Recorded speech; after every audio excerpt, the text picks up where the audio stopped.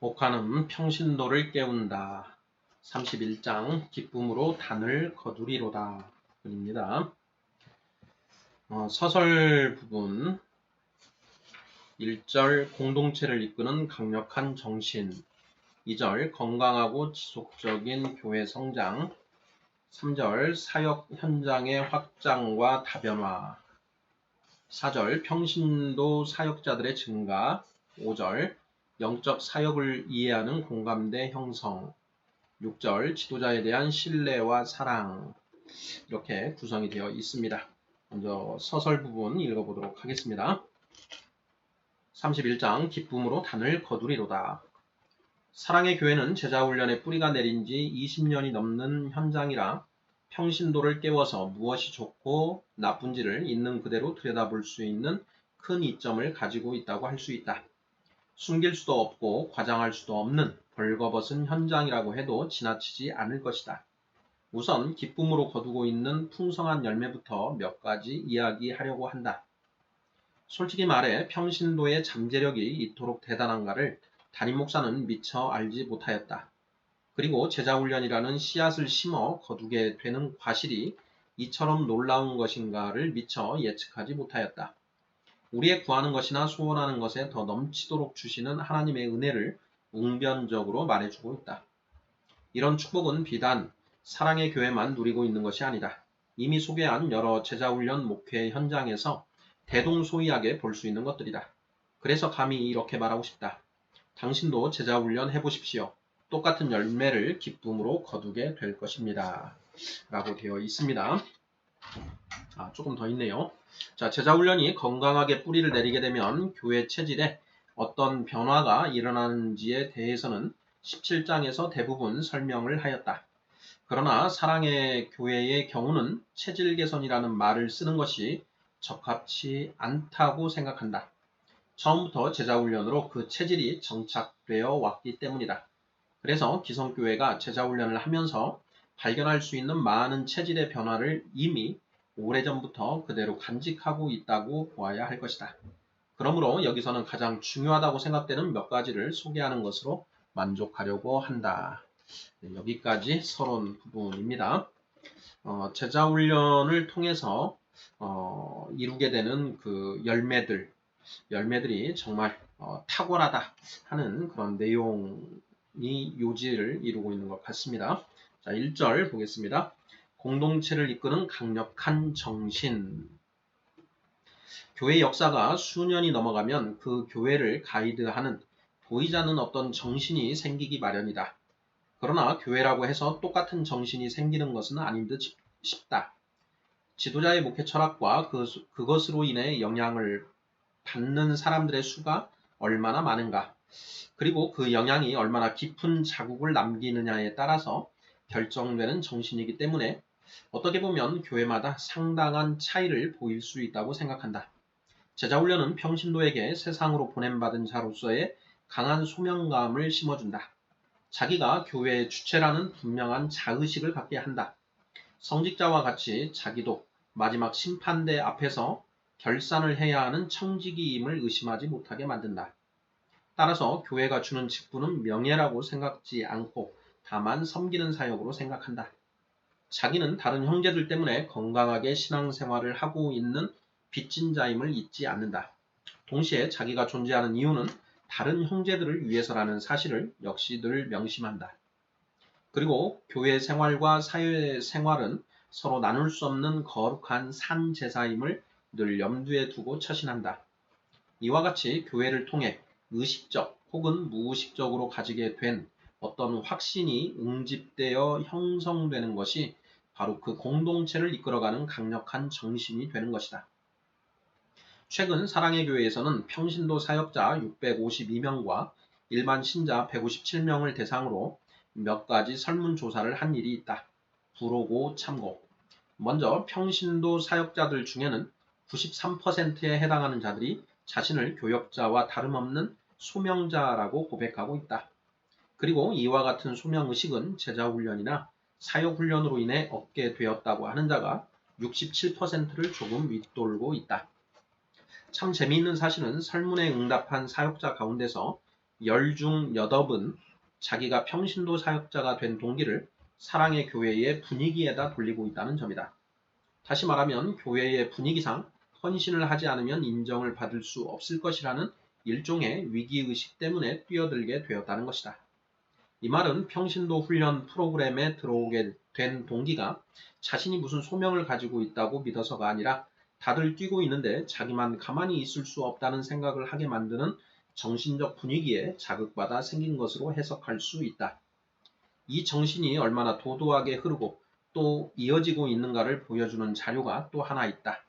응답자의 70%가 주변에 있는 형제 가운데 몇 명의 평신도를 나중에 자기와 같은 사역자로 키우기 위해 필요한 양육을 하고 있다고 대답을 한 것이다. 여기서 중요한 것은 이 정신이 어느 한 세대에 고정되어 있지 않고 다음 세대로 이어지고 있다는 사실이다. 일반 신자들이 사랑의 교회의 정신적 분위기로 인해 어떤 영향을 받고 있는가를 알아보는 가장 빠른 길은 등록하고 지금 새가족반에 들어가 양육을 받고 있는 교인들이 무슨 생각을 하고 있는가를 조사하는 것이다. 이들 가운데는 이제 갓 믿은 초신자도 있고 다른 교회에서 수평 이동한 기성교인도 들어있다. 나는 할 수만 있다면 제자훈련을 받고 싶다라고 대답한 사람이 72%에 달하고 있다. 그리고 훈련을 중시하는 교회 분위기가 부담스럽게 느껴진다고 한 사람은 7%에 지나지 않고 있으며 반반이라고 한 사람도 25% 정도다. 따라서 70% 이상은 교회의 정신적 풍토를 자연스럽게 그리고 당연하게 받아들이고 있다는 것을 알 수 있다.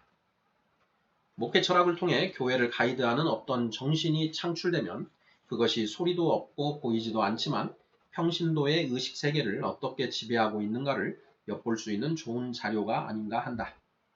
왜 장로나 권사라는 직분보다 순장, 리더, 주일학교 교사와 같은 사역에 더 큰 영적 권위를 주고 있는 것일까? 왜 무슨 행정적인 의논을 하기 위한 모임보다 말씀을 나누고 서로 격려하는 모임이 성황리에 자라고 있는가? 왜 흔히 보는 교회 행사는 거의 없고 대부분의 시간을 전도하고 봉사하고 배우는 일에 몰입하기를 좋아하는가? 왜 예배의 분위기가 독특할까? 왜 그들의 입에서 나오는 말이 확신에 차 있을까? 왜 교회 안에 소모적이고 파괴적인 문제들이 일어나지 않을까? 왜 10명 중 9이 사랑의 교회 교인이 된 것에 대해 강한 자부심을 가지고 있는 것일까? 이 모든 질문들에 대한 대답은 오직 하나의 근원에서 나올 수 있다. 제자훈련을 통해 연그러진 보이지 않는 정신이 전 공동체를 지배하고 있기 때문이다.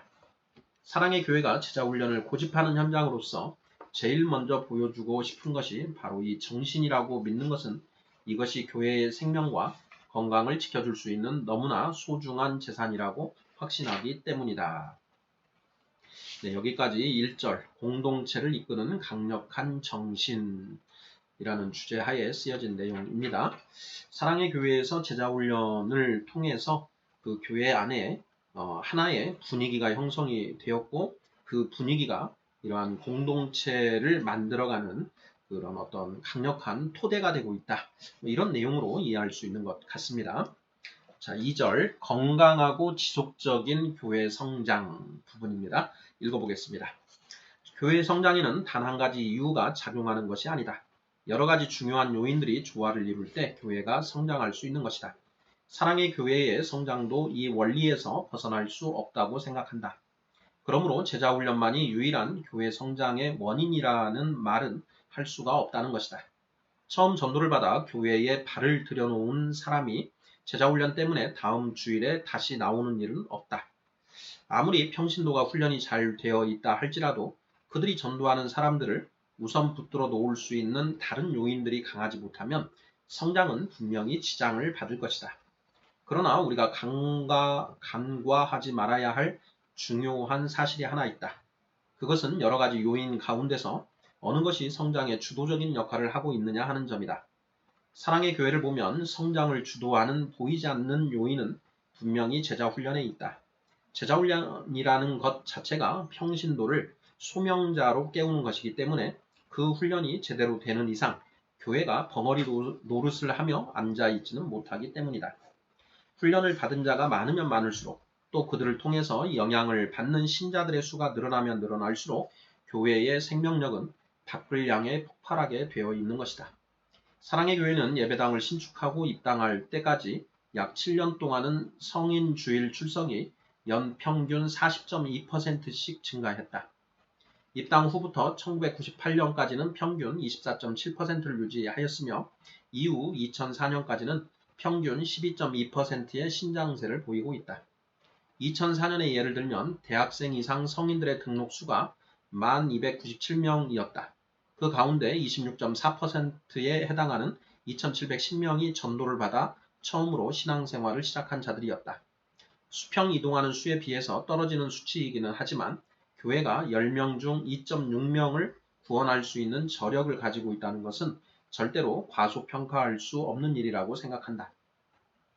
이런 열매는 훈련된 평신도가 주축이 되어 뛰고 있는 교회가 아니면 기대하기 어렵다는 것은 누구나 인정할 수 있을 것이다. 사랑의 교회는 예배와 교육과 사역을 위한 공간이 엄청나게 부족하다. 그럼에도 지속적인 성장을 계속할 수 있는 것은 제자훈련을 하느라 눈물로 뿌린 씨앗이 자라서 100배의 결실을 하고 있기 때문이라고 믿는다. 건강한 성장은 조금씩 그리고 지속적으로 이어지는 것이어야 한다. 제자훈련만큼 이런 성장을 보장할 수 있는 무엇이 또 있는지 모르겠다. 네, 여기까지가 2절 건강하고 지속적인 교회 성장의 기술 내용입니다. 3절 사역 현장의 확장과 다변화 읽어보겠습니다. 훈련받은 사람은 반드시 일을 해야 한다.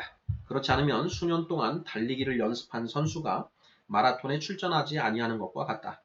그러므로 지도자는 제자훈련을 시키는 것 못지않게 그들이 뛸 수 있는 사역의 장을 열어주는데 적극성을 보여야 한다. 만일 지도자가 사역의 장을 만들어줄 여력이 없다면 훈련은 당분간 중단하는 것이 좋다. 앉아서 성경만 공부하여 영적 비대증에 걸리는 것보다 조금 덜 먹는 편이 좋기 때문이다. 사랑의 교회가 제자훈련이라는 한기를 지치지 않고 달려올 수 있었던 그 배후에는 훈련된 자들이 마음껏 뛸 수 있는 장을 계속 열어주려고 하는 지도자의 강한 의지가 작용하고 있었다고 할 수 있다. 가장 기본적인 사역의 장은 다락방이다. 다락방은 순장이 인도하는 성경 공부를 중심으로 전도와 양육과 사랑의 교제를 힘쓰는 소그룹 단위의 모임이다. 여기에는 누구나 참석할 수 있으며 참석자는 순원이라고 부른다. 그리고 다락방의 생명은 계속적인 성장과 번식에 있다. 10명 내외로 모이는 다락방은 작은 교회와 같은 구실을 하고 있다. 순장은 작은 목사요, 순원은 그에게 맡겨진 어린 양이다. 주님께서 이 다락방을 통하여 변함없이 가르치시고 전파하시고 치료하시는 것을 언제나 목격할 수 있다. 순장이 다락방을 통해 순원들에게 끼치는 영적인 영향력이 어느 정도인가를 알아보기 위해 순원들을 대상으로 조사한 자료를 보면 놀라운 사실을 알 수 있다. 10명 가운데 9이 순장을 자기의 영적인 부모와 같다는 대답을 주저없이 하고 있다. 그래서 그런지 거의 전부가 순장의 헌신과 봉사에 대해 깊은 감사의 마음을 가지고 있다고 대답한다. 순장에 대해 이렇게 마음이 열려 있으니까 85% 이상의 순원들은 다락방이 기다려지고 참석하는 것 자체가 기쁘다고 고백하고 있다. 다락방에서 그들 대부분은 자기가 사랑받고 있다는 느낌을 강하게 받을 뿐 아니라 성경 말씀을 체계적으로 배우고 많은 기도의 후원을 받고 있다는 빚진 심정을 가지고 있는 것을 볼 수 있다. 그뿐 아니라 그들 중 92%에 이르는 순원들이 다락방을 통해 사랑의 교회를 더욱 사랑하게 되었다는 고백을 하고 있다. 훈련된 평신도 사역자들이 얼마나 엄청난 일을 할 수 있는가를 증명하기 위해 이것 이상 더 좋은 자료가 어디에 있는가? 다락방의 건강은 바로 교회의 건강이다. 그 모임은 성경 공부를 하는 것이 목적이 아니다. 모두가 예수님을 닮아가고자 하는 또 하나의 제자를 만드는 도장이라고 할 수 있다. 그리고 서로가 섬기는 지체가 되어 그리스도의 몸을 세우는 사랑의 장이기도 하다. 그곳에서 새 생명이 태어나고 그곳에서 어린 생명이 자란다. 다락방의 번식은 바로 교회의 성장으로 이어진다. 해마다 순장의 수요가 공급을 앞지르는 것은 여러 가지 형편상 순장 일을 못하게 되는 자들이 생기기 때문이기도 하지만 일반적으로 다락방을 통한 번식이 활발한 데서 일어나는 바람직한 현상이라고 볼 수 있다. 현재 대학생 이상 전체 교인의 65%가 다락방에 소속되어 순장의 영적 지도를 받고 있다. 경우에 따라서는 순장에게 한두 명의 순원만 붙여주고 마치 교회를 개척하듯 시작하게 하는 것도 여러 가지 점으로 유익하다. 그래서 사랑의 교회는 특히 남자 순장에게 이런 스타일의 사역을 자주 시키고 있다. 초창기의 이야기다. 지금은 장로지만 그 당시는 제자훈련을 갓 마친 어느 남 집사가 7명의 순원을 데리고 첫 다락방을 시작하게 되었다. 그러나 참석자가 계속 떨어져 나중에는 술을 먹고 오기로 나와 앉아있는 한 사람만 남는 지경이 되고 말았다. 한 2개월 동안 이런 고비가 계속되었다. 그 순장은 다른 다락방을 맡을 수 있는 기회가 있었지만 거절하고 열심히 기도하면서 전도를 하였다. 그는 하나님이 자신의 교만을 꺾고 연단하시는 값진 기회라는 말을 자주 했다. 놀랍게도 그는 영적 싸움에서 이기고 1년 사이에 4개의 다락방으로 번식을 시킬 수 있었다. 이와 비슷한 사례는 사랑의 교회에서 종종 보는 일이다. 하나님께서 처음에는 다락방보다 순장을 빚으시는 작업을 하실 때가 더러 있다. 그러므로 순장 하나 살리기 위해 다락방을 희생해야 할 때가 있는 것이다. 유능한 순장은 하루아침에 만들어지는 것이 아니기 때문이다. 다락방 못지않게 중요한 것이 사랑의 섬김을 실천할 수 있는 봉사 현장이다. 처음 10여 년 동안은 사랑의 손길을 필요로 하는 봉사 현장을 적극적으로 개발하지 못했다. 보낼 사역자들이 많지 않았기 때문이다. 그 당시는 거의가 말씀으로 섬기는 다락방 사역에 투입되고 있었다. 그러나 지금은 광범위하게 봉사회장이 열려 있다. 자기 은사에 따라 봉사 사역을 선호하는 평신도가 계속 늘어가고 있고 동시에 다락방 순장과 봉사 사역을 겸하고 있는 사역자들이 늘어나고 있기 때문이다. 다락방에서 말씀을 공부하고 자기들끼리 교제하고 끝나는 신앙생활이 오래 체질화되면 병을 일으킬 수 있다. 그러므로 순장과 순원이 주기적으로 봉사 현장에 가서 어려운 이웃을 위해 섬기는 일을 장려하고 있다. 장애인 사역, 달동네 빈민 사역, 소년원 사역, 소년소녀 가장 사역, 노인과 거린 사역, 유흥가 사역, 농촌 사역, 호스피스 사역 등 그리스도의 사랑이 아니면 감히 손댈 수 없는 많은 일들을 훈련된 자들과 그들의 손에서 양육받고 있는 다수의 교인들이 열심히 하고 있다. 이것은 세상으로 보냄을 받은 교회로서 마땅히 해야 할 중요한 일이라고 생각한다. 사회 속에서 빛과 소금이 되는 일에 무관심하거나 무기력하다면 그 교회는 주님이 원하시는 교회가 아닐 것이다. 사랑의 교회는 계속해서 봉사의 장을 열어갈 것이다. 작년에는 서초구청으로부터 지역사회복지관을 위탁받아 운영하고 있다. 그리고 구청과 연합하여 지역사회에 깊이 파고들 수 있는 자원봉사대를 발족시켜 불신자들과 함께 뛰고 있다. 네, 여기까지가 3절 사역 현장의 확장과 다변화라는 주제하에 쓰여진 내용입니다. 네, 참 귀한 그런 사역이 아닐 수 없다라는 생각이 듭니다. 4절입니다. 평신도 사역자들의 증가. 제자훈련이 꾸준히 지속되면 훈련된 평신도 사역자들이 점점 많아지는 것은 자연스러운 현상이다. 여러 가지 자연감소 요인을 감안하더라도 적절한 수가 증가하는 데는 큰 어려움이 없다. 사랑의 교회처럼 평신도 사역자 하나를 배출하는데 2년 4개월이 걸릴 경우에는 돌발적인 어려움을 당할 수 있는 여지가 없는 것은 아니다. 훈련받기를 원하는 지원자가 감소한다든지 더 이상 훈련시킬 만한 사람이 없다든지 훈련 기간이 너무 부담스러워 기피를 한다든지 하면 평신도 사역자들을 지속적으로 배출하는 일은 차질을 빚을 수 있을 것이다. 그러나 감사하게도 사랑의 교회는 지금까지 그런 어려움을 안고 씨름한 일이 없다. 현재 사랑의 교회는 성인 등록자의 약 10%가 훈련된 사역자로 헌신하고 있다. 다시 말하면 2,000명의 작은 목사들이 함께 뛰고 있는 현장이라고 할 수 있다. 이 수치는 교회 전체 규모로 보아 만만치 않은 것이라고 할 수 있다. 어느 교회나 그 사이즈에 관계없이 10명 중 1명이 훈련된 헌신자로 뛸 수 있다면 건강한 체질이라고 볼 수 있다. 일반적으로 안타까운 것은 훈련되지 못한 자들이 그 10분의 1의 역할을 하고 있다는 사실이다. 그러나 우리가 꼭 명심해야 할 점은 2,000명이라는 숫자가 중요한 것이 아니라 그들 모두가 철저하게 지도자의 손에서 훈련된 영적 자녀요 동역자라는 사실이다. 훈련된 평신도 사역자의 특징은 그들이 지도자의 목회 철학으로 철저하게 무장되어 있다는 것이다. 그러므로 지도자는 안심하고 무슨 일이나 맡길 수 있다. 더 중요한 것은 그들이 준비된 사역자로 일을 하기 때문에 많은 열매가 따라온다는 것이다. 이에 따라 그들 중 많은 사람들이 사역을 하면서 뿌듯한 보람을 맛보고 있는 것을 볼 수 있다. 위에서 언급한 설문을 분석한 자료를 보면 사랑의 교회 사역자들은 자기가 교회를 든든히 세워가는 도구로 하나님의 손에 쓰임받고 있다는 확신을 가진 사람이 98%에 이르고 있다.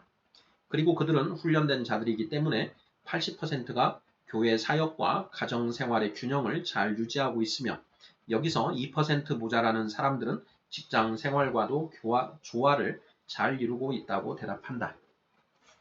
특히 말씀으로 형제를 섬기는 순장 일을 자기가 할 수 있는 가장 적절한 사역으로 생각하는 자가 59%에 이르고 있다는 것은 놀라운 일이 아닐 수 없다. 그래서 그런지 하나님이 자기를 통해 놀라운 일을 하고 계심을 입증하는 열매와 증거를 가지고 있다고 대답하는 자가 88%에 이른다. 동시에 사역을 통해 보람과 기쁨을 느낀다고 말하는 자가 93%에 달하는 것을 볼 수 있다.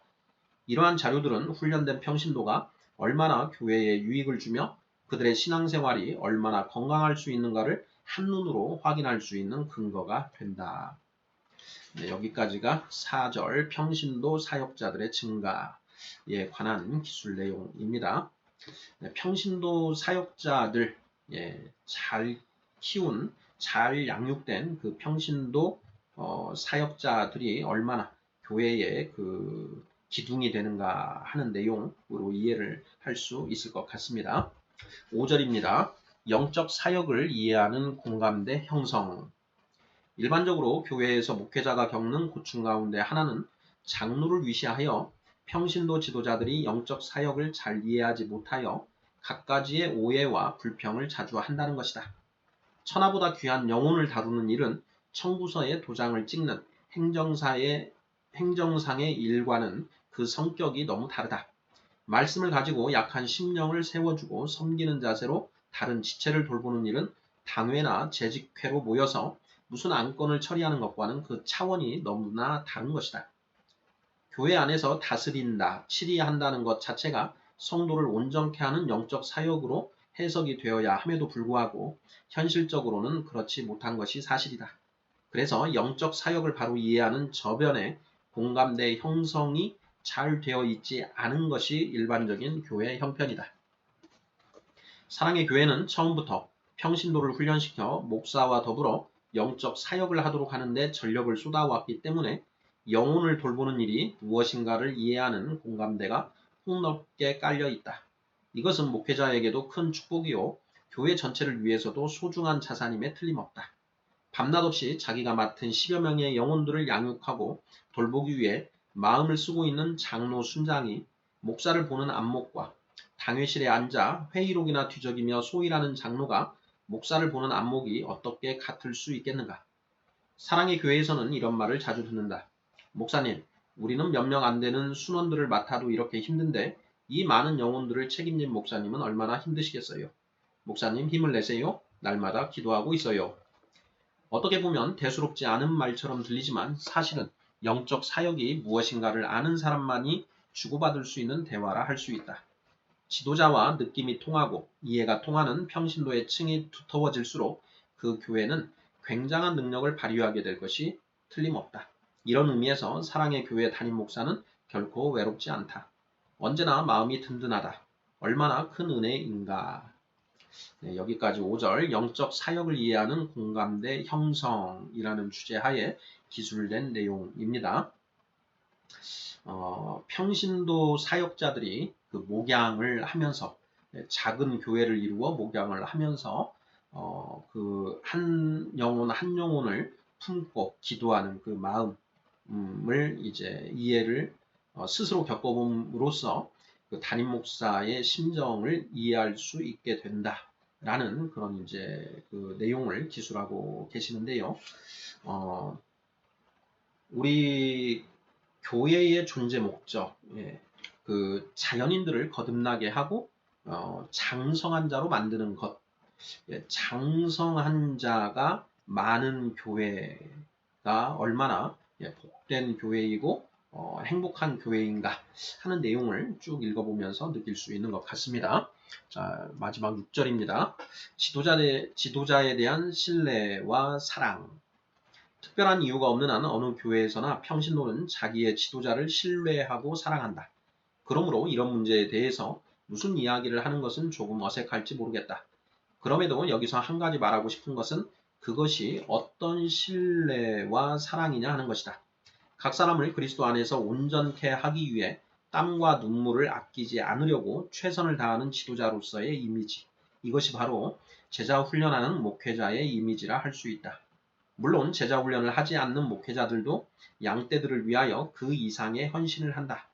그러나 예배 인도자로서, 설교자로서, 신방자로서 담임 목사가 땀을 흘리는 그것과 비교해 제자 훈련하느라 그들과 마주 앉아 함께 울고 함께 웃으면서 쏟는 땀과 눈물은 훨씬 진하게 평신도의 가슴으로 전달됩니다.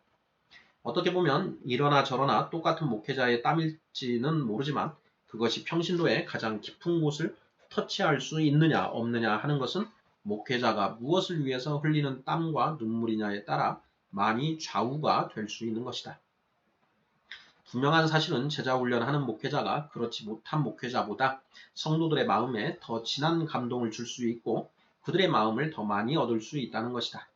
이것은 함지박을 이고 장사하면서 공부시킨 엄마가 쌓아놓은 돈 가지고 공부시킨 엄마보다 아들의 사랑을 더 얻을 수 있는 것과 같은 이치라 할 수 있다. 좀 주제넘게 보일지 모르지만 정말 이 말은 하고 싶다. 제자 훈련하는 목사는 평신도 앞에 자기 자신을 적나라하게 노출하게 된다. 위선을 하고 싶어도 할 수 없고 적당히 굴러가고 싶어도 할 수 없다. 진실은 진실대로 전달되고 거짓은 거짓대로 전달된다. 그러므로 자기 양을 예수의 제자로 만들기 위해서는 힘을 다해야 하고 집중해야 되고 희생해야 한다. 이와 같은 진솔한 자세가 사람들을 움직이는 것이다. 존경받고 싶어서 존경받는 것이 아니라 자연스럽게 존경의 대상이 되는 것이다. 사랑을 달라고 구걸할 필요도 없고 자기 권위를 세우려고 목에 힘을 줄 필요도 없다. 가만히 있어도 사랑을 받게 되는 것이다. 아마 이것이 제자 훈련을 하는 목회자가 누릴 수 있는 가슴 벅찬 보너스가 아닌가 한다. 흔히들 평신도가 너무 똑똑해지면 목회자가 다친다고 하는 우려 섞인 말을 많이 한다. 그러나 사랑의 교회는 정반대라는 것을 가장 확실하게 보여줄 수 있는 현장이다. 담임 목사뿐만 아니라 많은 부교역자들이 한결같이 성도들로부터 신뢰와 사랑을 받는 것은 절대로 이유 없는 현상이 아니라고 보아야 할 것이다. 감히 말하고 싶다. 신뢰와 사랑을 받고 싶습니까? 제자를 만들기 위해 낮은 데로 내려앉으십시오. 네, 여기까지 6절 지도자에 대한 신뢰와 사랑 부분입니다. 이 부분을 읽으면서 이제 그런 생각이 듭니다. 제자 훈련을 하는 그 사역자가 장성한 자이면 가장 그 바람직하고 이상적인데요.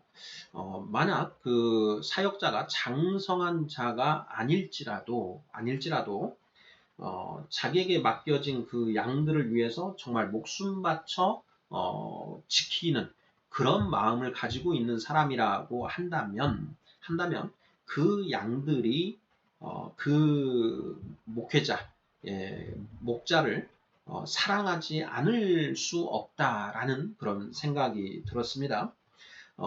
우리가 이제 그 다양한 이제 자녀들을 양육하는 그런 가정들이 있죠. 자, 그런데 어떤 부모는 많이 배우지 못하고 세상에서 똑똑하지 못한 그런 부모들도 있습니다. 하지만 그런 부모들이 헌신적으로 자식을 위하고 자식을 이렇게 키워나가면 그 자식이 잘 성장해서 부모보다 나은 그런 이제 자녀가 되기도 한다라는 것이죠. 중요한 것은 그 부모가 얼마나 자식을 사랑하고 헌신하는가라는 부분, 이 부분을 좀 이야기하고 느끼게 된다라는 걸 말씀드리고 싶습니다. 그리고 이제 그 하나 더 말씀드리고 싶은 것은 우리가 이제 장성한 자가 어떻게 되는가 하는 것인데요. 디모데후서 3장 15절은 이렇게 기록을 하고 있습니다. 또 내가 어려서부터 성경을 알았나니 성경은 능히 너로 하여금 예수 그리스도 안에 있는 믿음으로 말미암아 구원에 이르는 지혜가 있게 하느니라. 이렇게 디모데후서 3장 15절은 기술되어 있고요. 그리고 잠언 2장 7절에는 그 하나님이 그 정직한 자를 위하여 완전한 지혜를 예비해 두셨다라는 그런 말씀이 있습니다.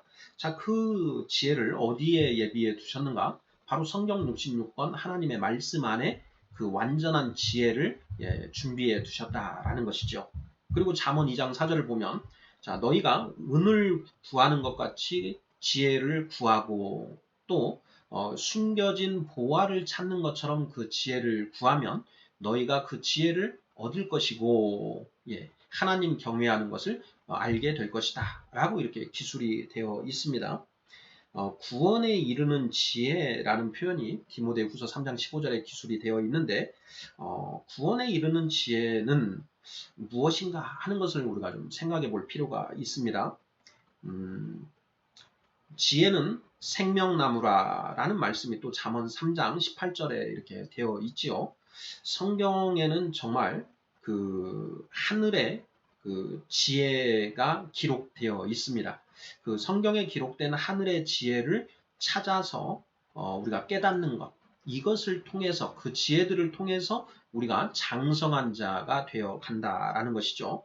히브리서 5장 14절에 보면 단단한 음식은 장성한 자의 것이니 그들은 지각을 사용함으로 연단을 받아 선악을 분별하는 자들이니라 이렇게 되어 있습니다. 지각을 사용함으로 연단을 받는다라는 것이 도대체 무슨 표현인가? 성령님의 조명하심으로 하나님의 말씀, 성경 66권에 기록된 하나님의 말씀을 하나하나 이해하는 훈련을 하는 것이죠. 그 훈련을 통해서 하나님의 뜻을 알게 되고 하나님의 법이 무엇인가를 온전히 깨닫게 되어서 무엇이 선이고 무엇이 악인가를 분별할 수 있게 된 사람, 이런 사람들이 바로 장성한 자라는 것인데요. 제가 하고 싶은 얘기는 이 제자훈련을 통해서 그렇게 정말 구원에 이르는 지혜를 깨달은 장성한 자들이 만들어져야 한다라는 것입니다. 우리가 그 읽었던 그 내용 중에 사랑의 교회의 그 전체적인 분위기, 그러니까 제자훈련을 받지 않고 또 순장으로서 말씀을 가르치지 않으면 그 교회에서 인정받기 어렵다라고 하는 그런 분위기가 있다라고 이제 그걸 그 옥 목사님 이렇게 쓰셨는데요. 그 분위기에 젖어서 인간의 자기의와 자기 노력으로 그런 모습을 만들어 가고 있는 것은 아닌가 하는 그런 한편으로 우려가 있습니다.